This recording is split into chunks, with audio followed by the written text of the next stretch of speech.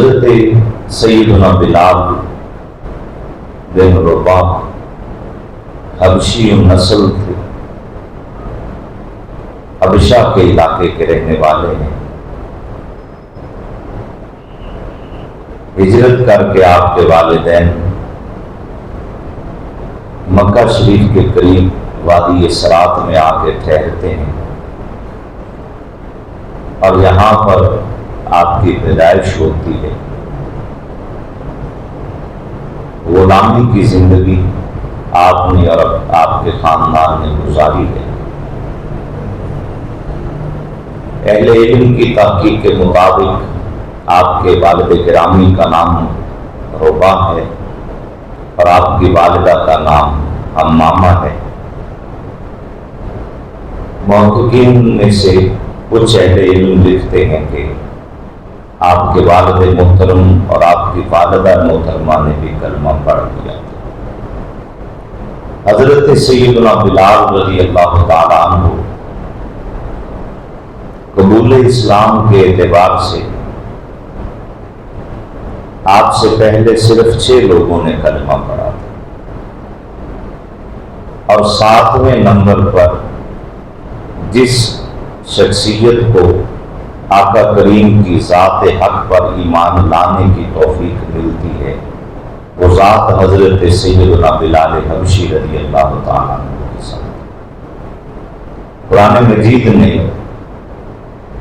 یہ پہل کلمہ پڑھنے والے اور ان کی پیروی کرنے والے، یعنی وہ صحابہ جنہوں نے بعد میں کلمہ پڑھا، ان کی شان بیان کرتے ہوئے اللہ کا قرآن بیان فرماتا ہے کہ السابقون الاولون من المہاجرین والانصار والذین تبعوہم بإحسان رضی اللہ عنہم ورضوا عنہ، کہ پہل سبقت لے جانے والے، یعنی حضور نے دعوت دین دی اور جنہوں نے آگے بڑھ کے پہل اس دعوت حق کو قبول کیا، مہاجرین میں سے بھی اور مدینہ شریف کے انصار صحابہ میں سے۔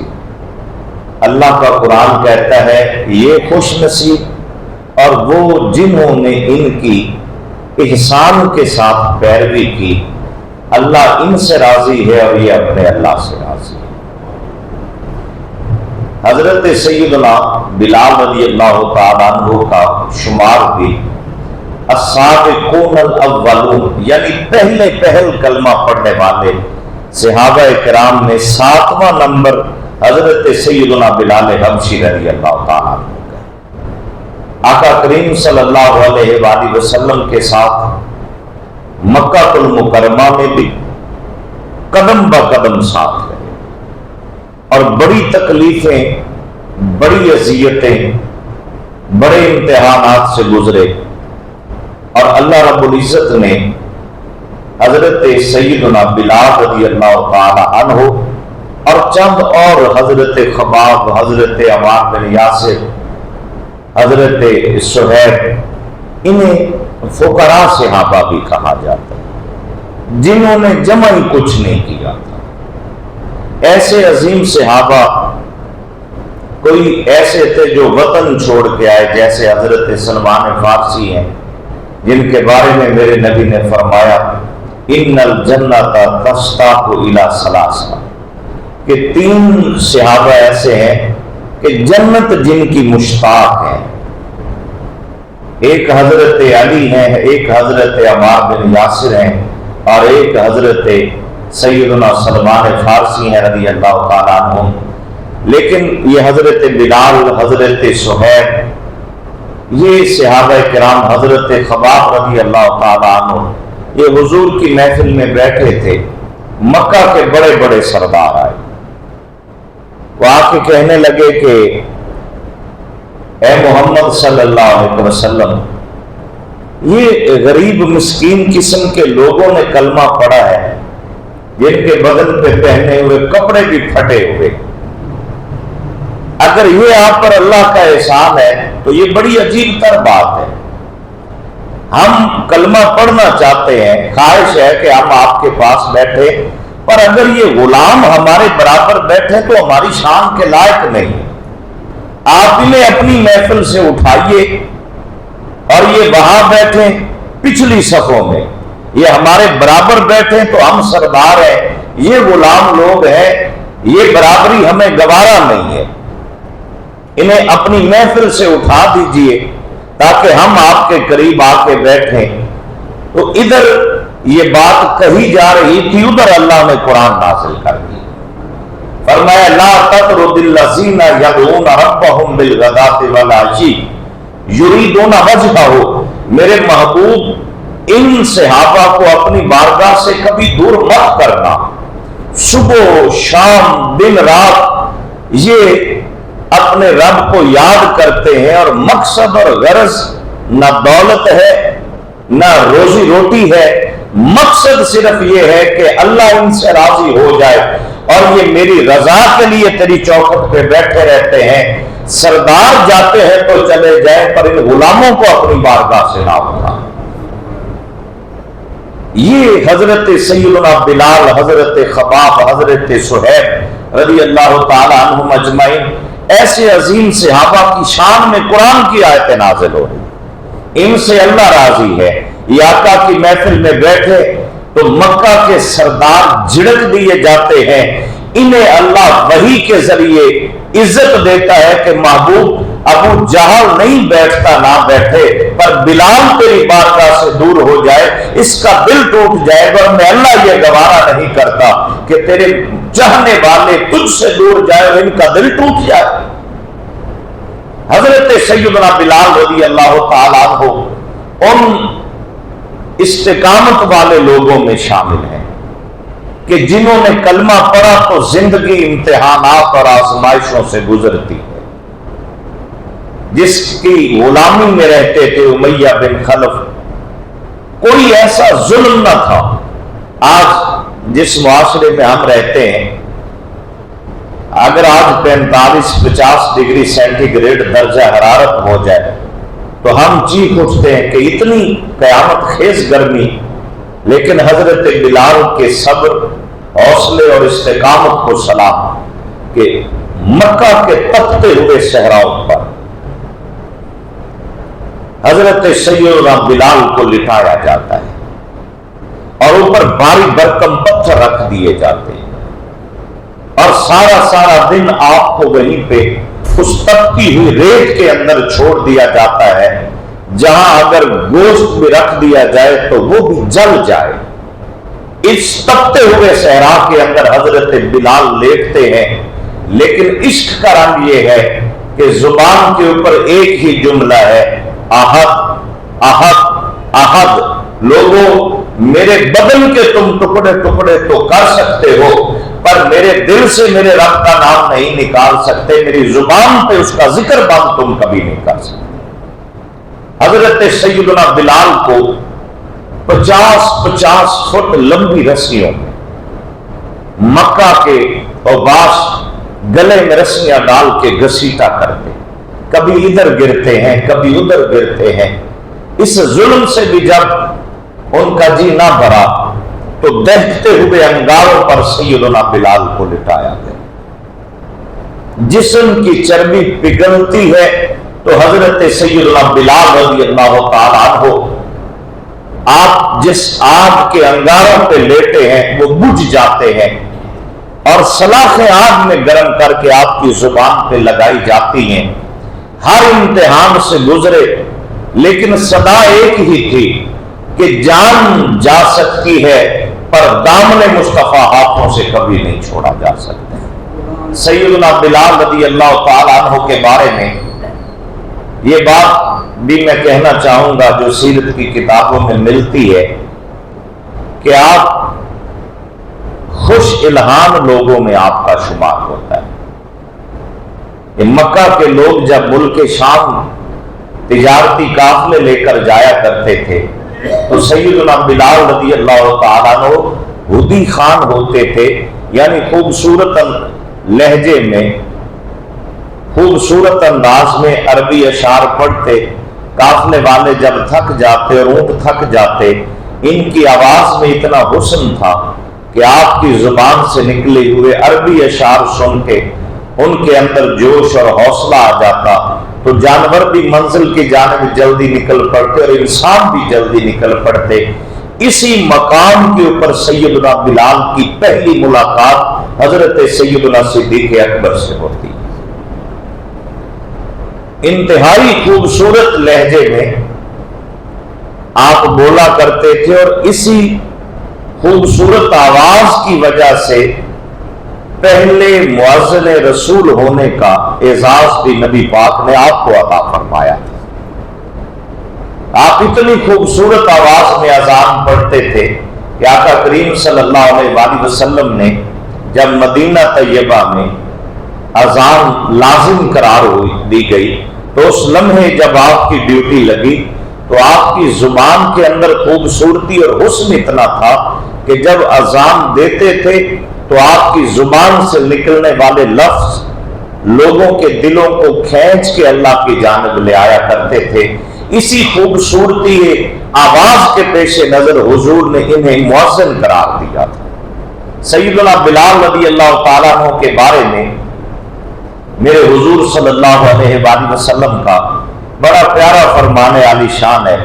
آپ فرماتے ہیں کہ قیامت تک جتنے بھی مؤذن آئیں گے، یہاں تک حدیث کا خلاصہ عرض کر رہا ہوں کہ جس نے صرف 40 دن تک بھی اذان دی ہوگی، صرف 40 دن، حشر کے میدان میں مؤذن اور اذان دینے والے جب داخل ہوں گے تو ان مؤذنوں کا سردار سیدنا بلال ہوگا، سواری پہ سوار ہوں گے، ہاتھوں میں جھنڈا ہوگا اور یوں پیچھے مؤذنوں کی قطاریں ہوں گی، اور اس شان کے ساتھ سیدنا بلال میدان حشر کے اندر تشریف لائیں گے، اور میدان حشر کے اندر بھی پھر حکم ہوگا اے بلال ہمیں اذان سنائی جائے۔ ساری کائنات نگاہیں اٹھا کے حشر کے میدان میں جس کے چہرے کی زیارت کرے گی اسے حضور کا مؤذن سیدنا بلال کہا جاتا ہے۔ میدان حشر میں بھی آپ کو اذان پڑھنے کی سعادت ملے گی۔ سابقہ انبیاء کرام، ان کی امتیں، حضور کی امت، یہ سارے لوگ سیدنا بلال کو دیکھیں گے کہ آپ سواری پہ بیٹھ کے جب اذان پڑھ رہے ہوں گے تو یوں لگے گا جیسے میدان حشر کا قبلہ چند لمحوں کے لیے اللہ نے حضرت سیدنا بلال کو بنا دیا۔ بڑی شان، بڑا مقام، بڑا رتبہ۔ صحیح مسلم آقا کریم صلی اللہ علیہ وآلہ وسلم جب معراج کی رات تشریف لے کر گئے تو آقا کریم نے جنت کے اندر جب قدم رکھے تو آگے آگے کسی کے چلنے کی آواز، کسی کے قدموں کی آہٹ وہ سنائی دے رہی تھی۔ حضور کے مبارک قدم رکے، فرمایا جبریل یہ کون ہے کہ جو جنت میں میرے آگے آگے چل رہا ہے؟ عرض کیا یا رسول اللہ صلی اللہ علیہ وسلم، حضور یہ کوئی اور نہیں ہے، یہ آپ کا خادم، آپ کا غلام، آپ کا عاشق حضرت بلال ہیں۔ یہ تہجد کے وقت اٹھ کر وضو کر رہے ہیں اور تحیت الوضو کے آپ 2 رکعت نفل پڑھتے تھے۔ آپ کا وضو جیسے ہی ٹوٹتا فوراً وضو کرتے اور فوراً 2 رکعت نفل تحیت الوضو کے جسے کہتے ہیں، یہ جسم خشک ہونے سے پہلے یہ 2 رکعت نفل بھی پڑھے جاتے ہیں، اسے تحیت الوضو کہتے ہیں۔ 2 رکعت نفل تحیت المسجد کے بھی ہوتے ہیں کہ آپ جب مسجد میں آئے باوضو ہوں تو مسجد میں داخل ہوتے ہی 2 رکعت نفل تحیت المسجد کے پڑھ لیا کریں۔ وضو کے نوافل کے لیے شرط ہے کہ جسم خشک نہ ہونے پائے، یہ نہیں ہے کہ پانی کے قطرے مسجد میں گرتے رہے، گیلا جسم ہو، یعنی تازہ وضو کی اور ایسے ہی مسجد میں آ گئے اور آتے 2 رکعت نفل آپ پڑھیں تو اسے تحیت الوضو کہتے ہیں۔ اس کے بعد آپ 2 رکعت نفل پڑھیے، اسے تحیت المسجد کہتے ہیں۔ آقا کریم صلی اللہ علیہ وسلم فرماتے ہیں کہ اے جبریل یہ کون ہے جو جنت میں مجھ سے آگے چل رہے. عرض کیا یا رسول اللہ، مکہ کی گلیوں میں آپ کے غلام بلال نے تازہ وضو کیا ہے، اس کے قدم مکہ کی زمین پہ لگتے ہیں اور قدموں کی آہٹ اور آواز جنت کے اندر سنائی دیتی ہے. حضور جب واپس تشریف لائے، امام مسلم اس روایت کو بیان کرتے ہیں، آقا کریم صلی اللہ علیہ وآلہ وسلم نے پوچھا، بلال کون سا ایسا عمل کرتے ہو جس پر تمہیں یقین ہے کہ تمہیں نفع ضرور دے گا؟ عرض کیا یا رسول اللہ، میں وضو بڑے اچھے طریقے سے کرتا ہوں اور اس کے بعد 2 رکعت نفل تحیت الوضو کے پڑھ لیتا ہوں، مجھے یقین ہے کہ میرا یہ عمل مجھے ہر حال میں نفع عطا فرمائے. میرے نبی نے پھر ارشاد فرمایا ہاں اے بلال، جب میں معراج کی رات جنت میں گیا، میں نے جنت کے اندر قدم رکھے تو آگے تیرے پاؤں کی آہٹ اور آواز سنائی دے رہی، اور یہ پیغام دیا گیا کہ میرے محبوب یہ آپ کا عاشق بلال چلتا مکہ کی گلیوں میں ہے پر پاؤں کی آواز جنت کے اندر سنائی دیتی. سیدنا بلال رضی اللہ تعالیٰ عنہ آپ آقا کریم کے حکم پر حضور کے ہجرت کرنے سے پہلے تشریف لے کے مدینہ پاک آ گئے، اور مدینہ طیبہ میں حضور کے گھر خدمت کی ڈیوٹی بھی آپ کی تھی. محسنہ کائنات ملیکۃ العرب،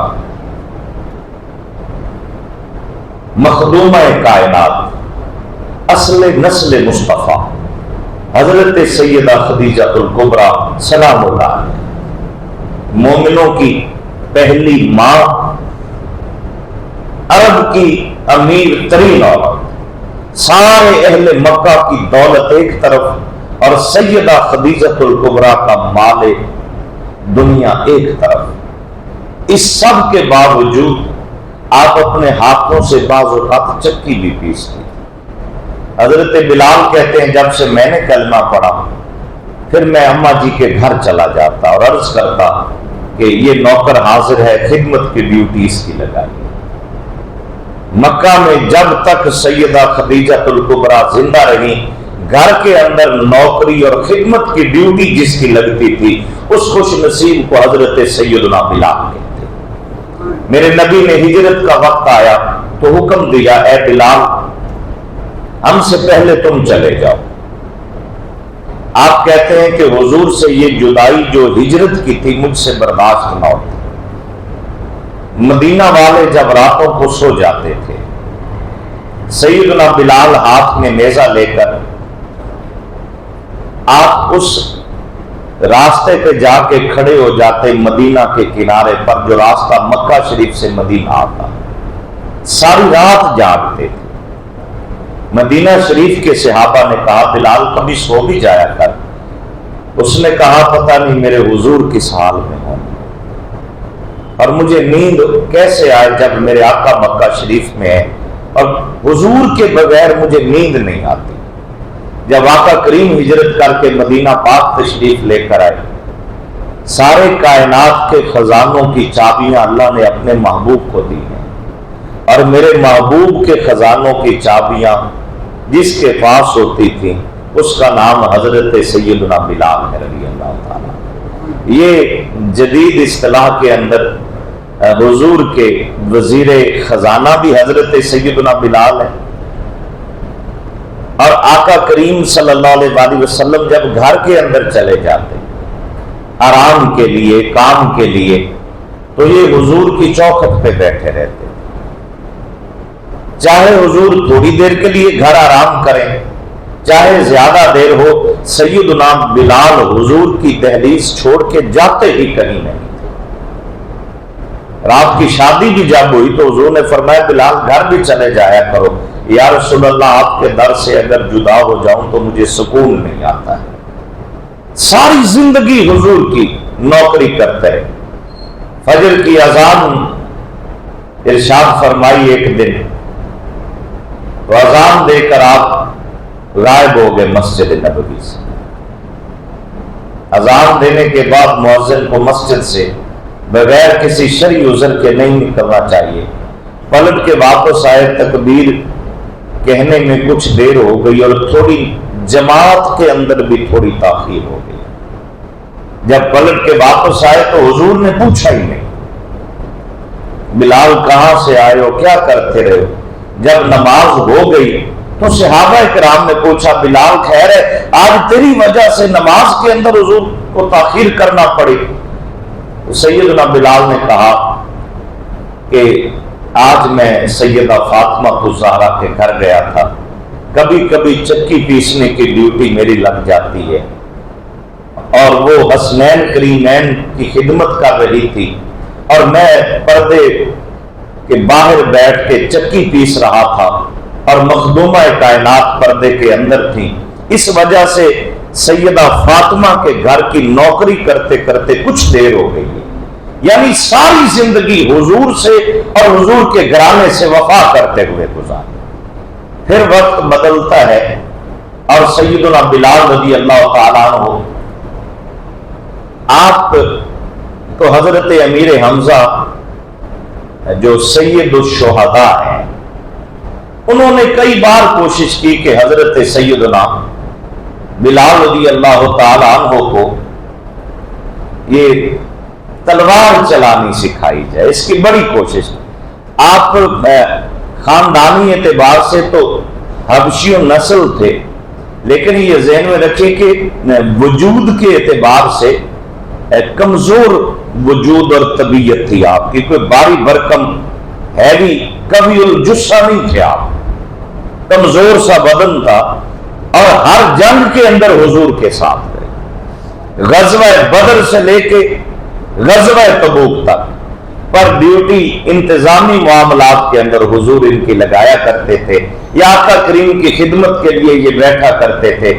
اس کے علاوہ سیدنا بلال رضی اللہ تعالیٰ عنہ نے میدان بدر کے اندر جب امیہ بن خلف کو دیکھا، وہ جو ظلم و ستم کرتا تھا، آپ ڈھونڈ کر اس تک پہنچے اور اس کی گردن آپ نے اتاری اور اتار کر بدلہ لیا اور پیغام دیا، لوگوں میں تلوار چلانے میں اتنا ماہر تو نہیں ہوں، پر آج اسلام کے بڑے دشمن کا سر اتار کے میں عزت محسوس کر رہا ہوں، اور ذاتی انتقام نہیں بلکہ اس لیے کہ آج اسلام کے دشمن کا کلا کما کیا ہے، میرا اللہ بھی مجھ سے راضی ہو جائے گا، میرے رسول بھی مجھ سے راضی ہو جائے گا۔ پھر مکہ فتح ہوتا ہے، نبی پاک صلی اللہ علیہ وآلہ وسلم جب فتح مکہ کے لیے 8 ہجری کو تشریف لے کر جاتے ہیں، تو اسلام کی تاریخ کا یہ حسین باب ہے، بندہ کسی ایسے علاقے میں داخل ہو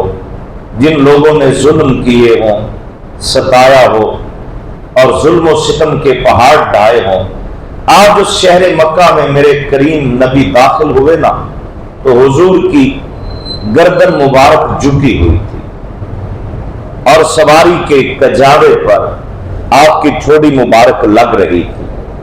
کوئی طبیعت کے اندر تکبر نہیں ہے، کوئی فخر نہیں ہے، کوئی غرور نہیں ہے، بلکہ عاجزانہ انداز میرے حضور کا تھا، سر جھکائے ہوئے فاتحانہ انداز میں داخل ہو رہے تھے، اور اللہ نے 8 سال کے مختصر عرصہ کے اندر آپ کو مکہ کی فتح عطا فرما کے یہ پیغام دیا کہ اذا جاء نصر اللہ والفتح وَرَأَيْتَ النَّاسَ يَدْخُلُونَ فِي دِينِ اللَّهِ أَفْوَاجًا، میرے محبوب جب اللہ کی مدد آ جائے اور فتح و کامیابی آ جائے، آپ دیکھیں گے کہ لوگ گروہ در گروہ آپ کے دین میں داخل ہوتے جائیں گے، پر آپ نے کیا کرنا ہے؟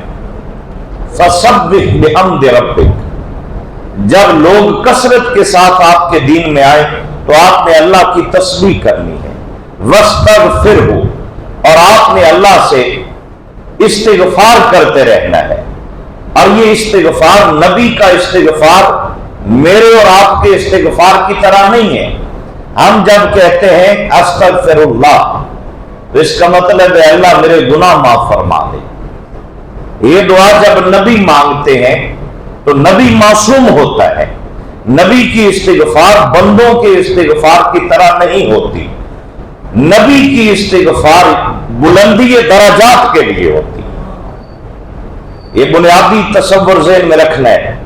ہم بعض اوقات سوچ میں پڑ جاتے ہیں، دیکھیں جی حضور کا فرمان بھی ہے میرے آقا کا کہ میں اللہ سے دن میں 70 بار یا 100 بار استغفار کرتا ہوں۔ میں استغفار کروں تو میرے گناہوں کی بخشش کا ذریعہ ہے۔ جو گناہوں سے پاک ہے اور معصوم ہے، جب وہ کہے اللہ مجھے معاف فرما دے تو یہ گناہوں کی معافی نہیں ہوگی، یہ درجات کی بلندی کا ذریعہ اللہ بنا دیتا ہے اسے۔ حضور صلی اللہ علیہ وسلم فاتحانہ انداز میں داخل ہوئے۔ صاحب تفسیر مظہری قاضی ثناء اللہ واحد اہل عجم کی لکھی ہوئی عربی تفسیر ہے جو عرب یونیورسٹیز کے نصاب تعلیم کا حصہ ہے۔ آج ہجری مکہ فتح ہوا تو میرے حضور صلی اللہ علیہ وسلم کی نگاہ ناز اٹھی، اذان کا وقت ہوا، صحابہ سوچ میں پڑے ہیں۔ کسی نے کہا آج بڑا دن ہے، آج اسلام کے بڑے بڑے نام جو ہے ان کو اذان کے لیے شاید دعوت دی جائے۔ کسی نے سوچا آج صدیق اکبر کو بلایا جائے گا، اسلام میں پہل کرنے والے ہیں، ہر گھڑی حضور کے ساتھ کھڑے ہیں۔ کسی نے کہا شاید آج یہ عزت مراد قلب رسول حضرت سیدنا فاروق اعظم کو ملے۔ کسی نے کہا شاید یہ عزت دین اسلام کے لیے اپنی بے بہا دولت خرچ کرنے والے حضرت سیدنا عثمان غنی کے حصے میں آئے۔ کوئی حیرت میں ڈوبا ہے کہ یہ عزت داماد مصطفیٰ امام الاولیاء، امام المشارق والمغارب، امام المتقین اسد اللہ الغالب، شاید یہ عزت آج مولا علی کو حاصل ہو۔ صحابہ سوچ رہے تھے، نگاہ محبوب اٹھتی ہے اور حضرت بلال پہ پڑ گئی۔ کیسے خوش نصیب لوگ ہیں جو نگاہ یار کا مرکز ٹھہر گئے۔ یہ حسن چہرے کی رنگت کا نہیں دیکھا جاتا، حسن دل کا ہو تو نگاہ یار بندے پہ ہر وقت رہتی ہے۔ بندہ اندر سے سونا ہونا چاہیے، ظاہری رنگت جیسی بھی ہو اس کا وہ معیار نہیں ہے آقا کی نگاہ میں۔ دل کا حسین ہو، صورت بظاہر کالے رنگ کی ہی کیوں نہ ہو، وہ بندہ حضور کی نگاہ کا مرکز بن جاتا ہے جس کے دل میں حضور رہتے ہیں۔ میرے حضور کی نگاہ رحمت اٹھی، فرمایا بلال، جی میرے آقا، فرمایا بلال آج کعبے کی چھت پہ کھڑے ہو کر اذان پڑھو۔ سیدنا بلال کہتے ہیں 50 سال سے اوپر عمر ہو چکی تھی، بڑھاپے کے آثار آ چکے تھے۔ میں رسیاں پکڑ کے کعبے کی چھت پہ چڑھا اور کچھ دیر تھوڑا سانس بحال کیا، پھر اٹھ کے کھڑا ہوا، عرض کی آقا میں نے جب بھی اذان پڑھی منہ کعبے کی طرف ہوتا تھا، حضور آج کعبہ میرے قدموں میں ہے۔ جب تک بکے نہ تھے کوئی پوچھتا نہ تھا، آقا آپ نے خرید کر انمول کر دیا۔ یہ میرے حضور کی شان ہے کہ لوگ آزادی کو نعمت سمجھتے تھے، پر یہاں صحابہ بتا رہے ہیں کہ محبوب کی غلامی دنیا کی ہر آزادی سے بڑی نعمت ہے۔ حضرت علامہ اقبال رحمۃ اللہ تعالی علیہ نے یہاں پوری منقبت لکھی تھی حضرت بلال کی شان میں، اور انہوں نے لکھا تھا کہ چمک اٹھا جو ستارہ تیرے مقدر کا، حبش سے تجھ کو اٹھا کر حجاز میں لایا، ہوئی اسی سے تیرے غم کدے کی آبادی، تیری غلامی کے صدقے ہزار آزادی۔ اور پھر کہا کہ اذان ازل سے تیرے عشق کا ترانہ بنی۔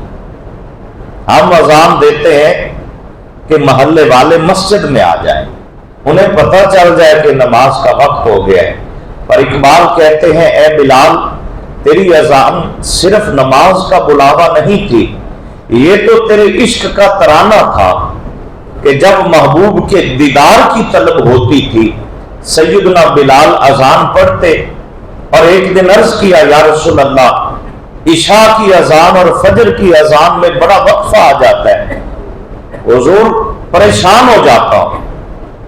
मेरे नबी ने फिर तहज्जुद की अजान की इजाजत दी थी।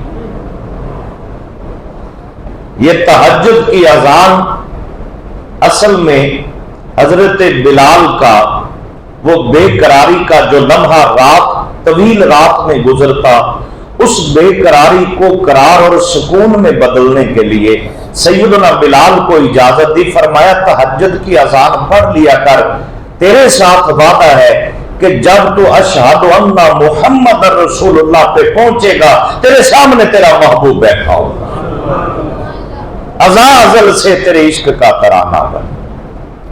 इस मकाम को कभी सोचिए तो सही कि सैयदना बिलाल अजान कहें।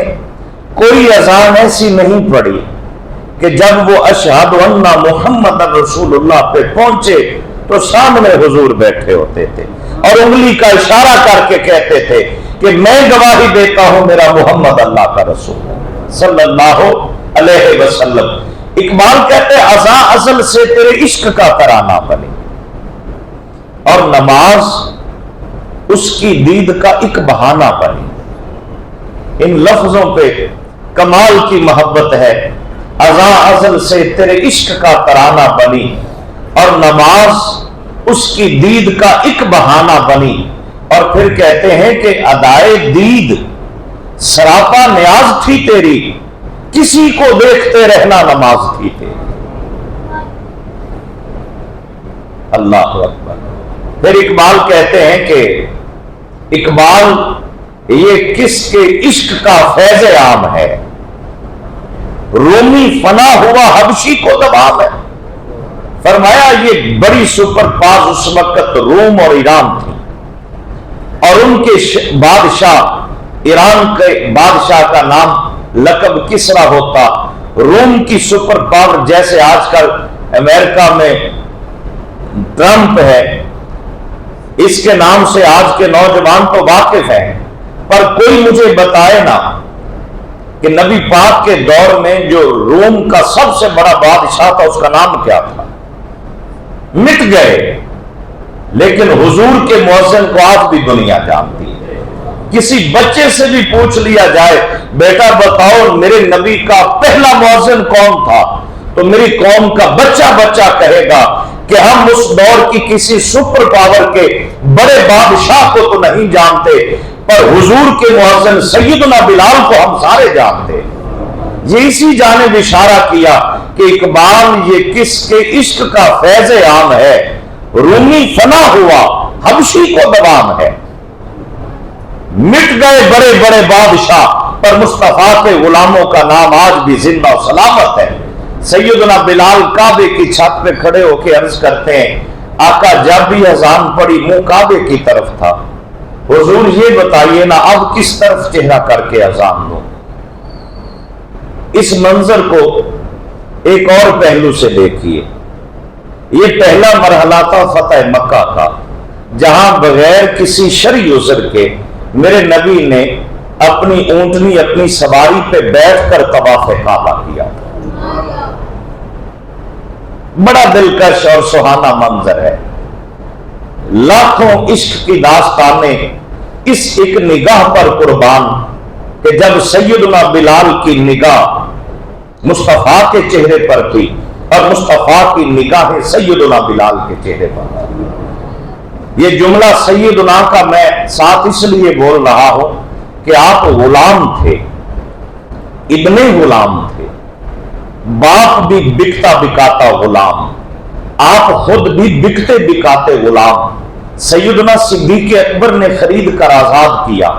मक्का के बड़े घराने से ताल्लुक नहीं, किसी रईस खानदान का चश्मो चराग नहीं, पर हजरत सैयदना फारूक आज़म 22 लाख मुरब्बा मील का हाकिम, जिसे अल्लाह से मेरे नबी ने मांगा। उनके बेटे हैं हजरत अब्दुल्ला इब्ने उमर।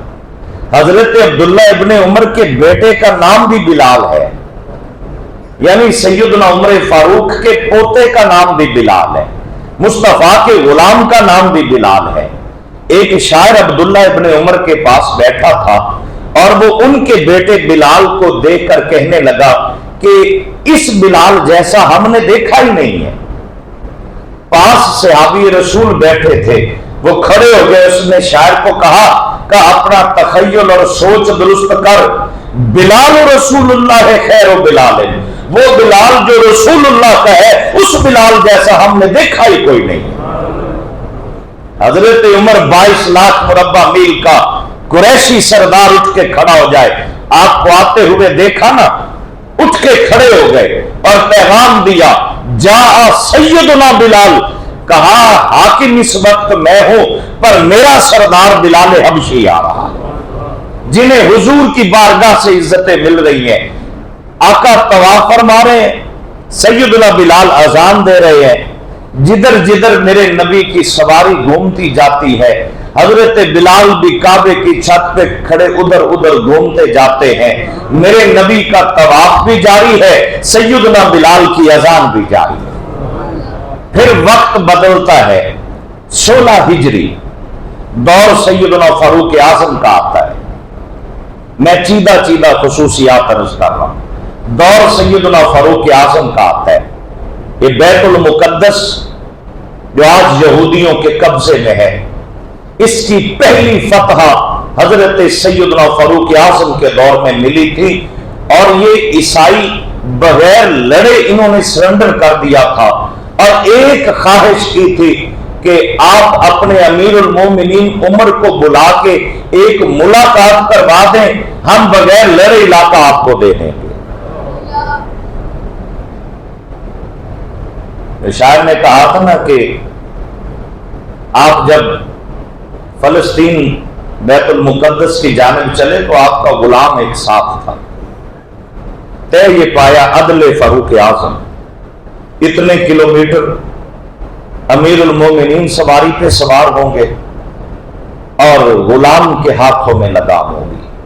फिर इतने किलोमीटर गुलाम सवारी पे सवार होगा और अमीरुल मोमिनीन के हाथों में सवारी की लगाम होगी। ये काफिला चलते चलते चलते जब बैतुल मुकद्दस पहुंचा तो लगाम अमीरुल मोमिनीन के हाथों में। ये कैसे हुक्मरान थे मेरे हुजूर के तरबियत याफ्ता लोग। दुनिया तरक्की करते करते चांद तक पहुंची और आगे वहां रहने की सोच और फिक्र में है, लेकिन मुझे सोचकर बताइएगा, इतनी बड़ी टेक्नोलॉजी की दुनिया में सब कुछ हमें मिल रहा है, दुनिया एक ग्लोबल विलेज बन के रह गई, पर मुझे बताइए ना, जमाने को कोई दूसरा अबू बकर सिद्दीक भी मिला है? कोई दूसरा उमर फारूक मिला है? कोई दूसरा उस्मान गनी, कोई दूसरा अली, कोई दूसरे हजरत बिलाल मिले हैं? नहीं मिल सकते। जमाना जितना मर्जी आगे चला जाए, खैर वहीं से मिलेगी जो जमाना मेरे नबी के सहाबा का जमाना, जो दौर मेरे हुजूर का दौर था। मैं अर्ज कर रहा था कि गुलाम सवारी पे सवार, अमीरुल मोमिनीन के हाथों में लगा, लोग अनजान दौड़े सवारी पे बैठे हुए की जानिब, और सिपा सलार इस्लामी अफवाज आगे बढ़ के हजरत सैयदना उमर का हाथ चूमा जिसके हाथों में सवारी की लगाम थी। इस अदल को देख के वो कहते थे, अमीरुल मोमिनीन हमसे मुआहदा कर लो कि जिंदगी भर कभी भी आप इस्लामी सल्तनत से हमें दूर नहीं करेंगे, हम आपकी रियाया बन के रहना चाहते हैं। इस मंजर को शायर ने बयान किया था ना कि एक बार फिर यसरब से फलस्तीन में आ, साया देखती है मस्जिद अक्सा तेरा। जब ये इलाका फतह हुआ, हजरत उमर ने फरमाया, ए बिलाल, जब मक्का फतह हुआ तो तुमने काबे की छत पे खड़े होकर अजान पढ़ी थी, ये किबला अव्वल बैतुल मुकद्दस है। ए बिलाल, आज इसकी छत पे खड़े होकर भी अजान पढ़ी थी। 16 हिजरी को हजरत सैयदना उमर के हुक्म पर हजरत सैयदना बिलाल ने काबे की छत पे खड़े होकर तो वहां अजान पढ़ी, यहां बैतुल मुकद्दस की छत पे खड़े होकर अजान पढ़ी, और दोनों किबलों को हजरत बिलाल के कदमों में कायनात ने देखा और पैगाम दिया कि लोगों, इज्जतें और किसी जरिए से नहीं मिलती, इज्जतें उन्हीं के कदमों का तवाफ करती हैं जिनके दिल में हुजूर रहते हैं। सैयदना बिलाल पर फिर ये वक्त आया कि जब मेरे आका करीम सल्लल्लाहु अलैहि वसल्लम का विसाल हुआ, تو آپ نے مدینہ طیبہ چھوڑ دیا تھا. لوگ مدینہ میں رہنے کی دعا مانگتے ہیں, وہاں مرنے کی تمنا کرتے ہیں. میرے نبی کا فرمان بھی ہے, من شاء ان یموت فی المدینہ فلیمت. فرمایا اگر دل میں شوق ہو کہ موت مدینے میں آئے تو یہ آرزو رکھا کرو جسے مدینے میں موت آ جائے, میں حشر کے دن اٹھوں گا تو جنت البقیع والوں کو اپنے ساتھ لے کر میدان حشر میں جاؤں گا. یہ خوش نصیبی ہوگی جو اہل ایمان وہاں پہ دفن ہو جاتے ہیں. یہ جنت البقیع ہے. میرے آقا کریم صلی اللہ علیہ وآلہ وسلم کا وصال ہوا, سیدنا بلال نے مدینہ چھوڑ دیا. خلافت حضرت صدیق اکبر کی, آزاد کرنے والے بھی حضرت ابو بکر صدیق تھے, اور حضرت ابو بکر صدیق حضرت سیدنا بلال کا ہاتھ پکڑ کے انہیں لکھنا سکھایا کرتے تھے. اور ایک دن دیکھا کہ حضرت بلال کے ہاتھوں پہ سیاہی کافی پھیلی ہوئی تھی. ان ہاتھوں کو خلیفہ اول یار غار مصطفیٰ, یار مزار مصطفیٰ حضرت صدیق اکبر نے ان سیاہی والے حضرت بلال کے ہاتھوں کو لیا اور چوم کر کہا کہ طالب علم کے ہاتھ کی سیاہی شہید کے خون سے بھی حشر کے دن زیادہ وزنی ہوگی. یہ حضرت سیدنا بلال کو آپ نے پھر آزاد کیا, اور جب آپ مدینہ چھوڑ کے جانے لگے تو صدیق اکبر نے روکا, کہا بلال ٹھہر جاؤ. حضرت بلال نے کہا ابو بکر اگر تو مجھے اللہ کی رضا کے لیے آزاد کیا تھا, آج میرا رستہ چھوڑ دے. مجھے یہ گلیاں یہ جگہ کھانے کو دوڑتی ہیں, کیونکہ اب یہاں میرا محبوب مجھے نظر نہیں آتا.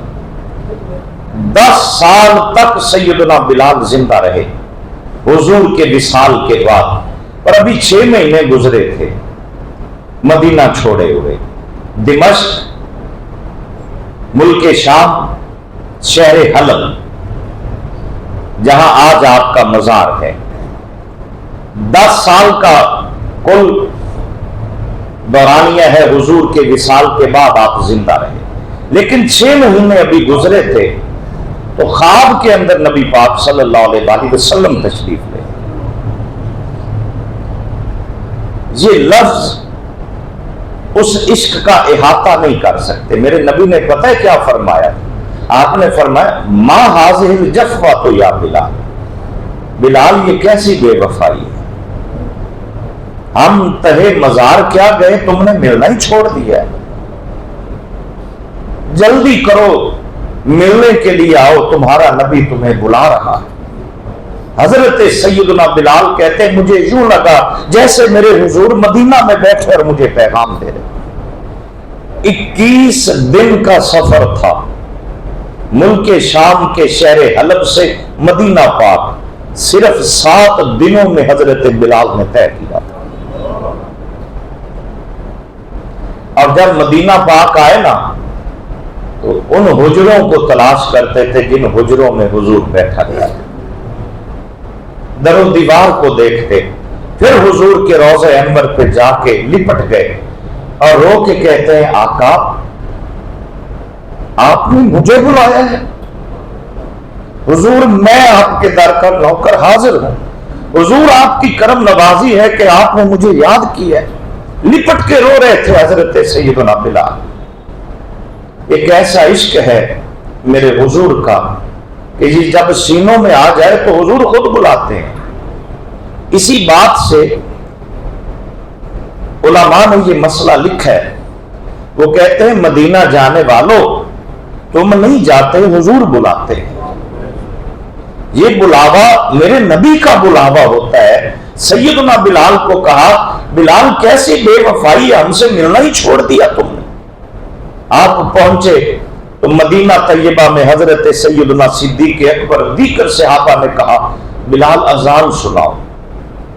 آپ نے کہا کلیجہ منہ کو آئے گا جب میرے حضور میرے سامنے نہیں ہوں گے. حسنین کریمین میرے نبی کے شہزادوں کو لایا گیا اور حضور کے شہزادے جب وہاں تشریف لائے انہوں نے عرض کیا کہ آپ مہربانی کیجئے آج اذان سنائیے نا, ہمیں نانا کا دور یاد آ جائے گا. मदीना तैयबा के बच्चे, बूढ़े, जवान, औरतें मकानों की छतों पर अल्लाह अकबर की सदा निकलती है, अशहदु अल्ला इलाहा इल्लल्लाह की सदाए अज़ान बुलंद होती है।